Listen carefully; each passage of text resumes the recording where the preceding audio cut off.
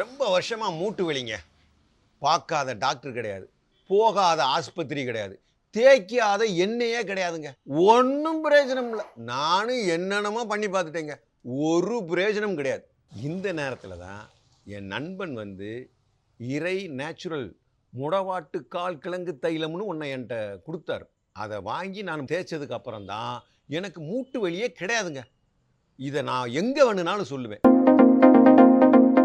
இறை நேச்சுரல் முடவாட்டு கால் கிழங்கு தைலம் இருக்கு இல்லையா, இது வந்து மூட்டு வலிக்கு மட்டும் இல்லைங்க, உடம்புல எந்த வலியாக இருந்தாலும் சரி, கழுத்து வலி, கை வலி, இடுப்பு வலி, குதிங்கால் வலி கூட இதுக்கு சரியாக கேட்கும்.